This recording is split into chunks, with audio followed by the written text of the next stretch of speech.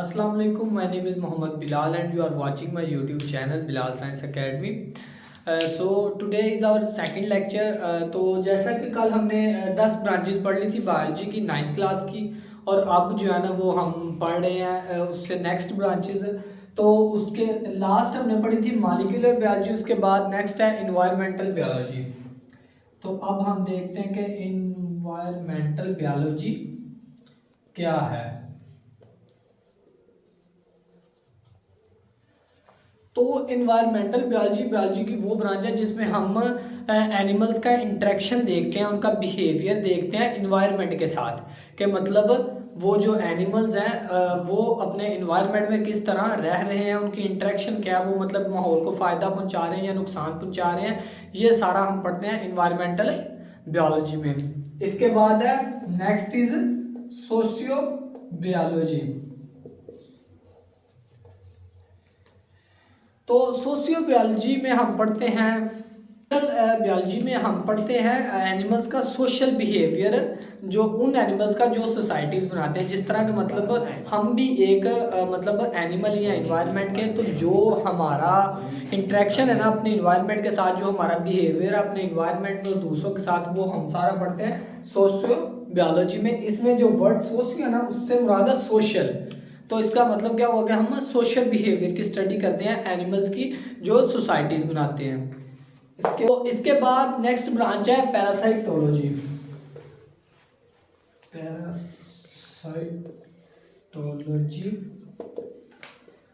ये वो ब्रांच है जिसमें हम स्टडी करते हैं पैरासाइट्स का। इसमें जो वर्ड है ना पैरासाइट, और एक है लॉजी। लॉजी का तो हमने पढ़ लिया कि मतलब थॉट एंड रीजनिंग का मतलब ये चीज़ क्यों है, किस वजह से है। और उससे पहले जो वर्ड है ना पैरासाइट, इसका मतलब है वो जानदार, मतलब बताता हूँ मैं।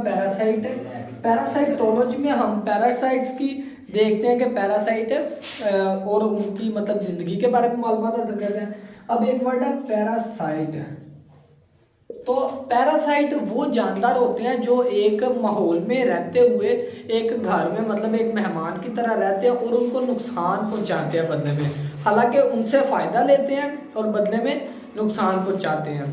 जैसा कि हम इंसानों में लगा लें कि हमारे सिर में जुएँ होती हैं, तो वो एक तरह की पैरासाइट है।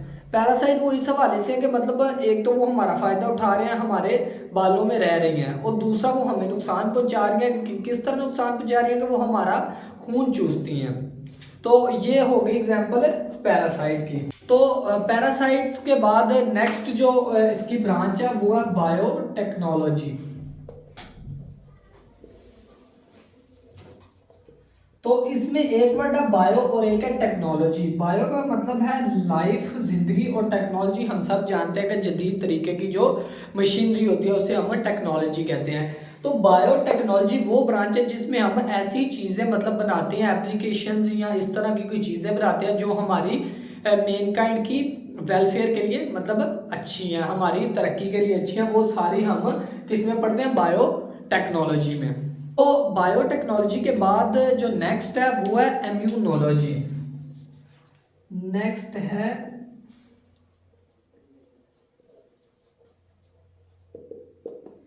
इम्यूनोलॉजी। इम्यूनोलॉजी में जो पहला वर्ड है ना इम्यून, इससे ही डेफिनेशन वाज़ेह हो जाती है कि वो ब्रांच बायोलॉजी की जिसमें हम इम्यून सिस्टम स्टडी करते हैं जानदारों का इम्यून सिस्टम क्या है। वो सिस्टम वो हमारे अंदर जो हमें बीमारियों के खिलाफ लड़ने में मदद करता है, उस सिस्टम को हम क्या कहते हैं, इम्यून सिस्टम। तो उस सिस्टम की स्टडी जो हम करते हैं वो इस ब्रांच में करते हैं, इम्यूनोलॉजी। तो इम्यूनोलॉजी के बाद जो नेक्स्ट ब्रांच है वो है एंटोमोलॉजी। वो है एंटोमोलॉजी। तो एंटोमोलॉजी में हम जो है ना वो स्टडी करते हैं किसको, इंसेक्ट्स को। हम स्टडी करते हैं कीड़े मकोड़ों की जो स्टडी करते हैं वो सब हम करते हैं इम्यूनोलॉजी में। तो एंटोमोलॉजी के बाद जो अगली ब्रांच है, जो आखिरी ब्रांच है बायोलॉजी की, वो है फार्माकोलॉजी।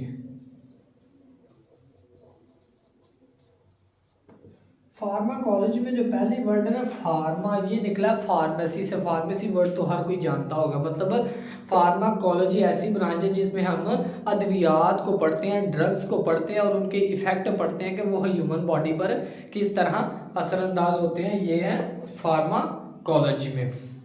तो ये थी बायोलॉजी की कुछ ब्रांचेज जो हम स्टडी कर चुके हैं। तो इंशाल्लाह कल से नेक्स्ट लेक्चर होगा।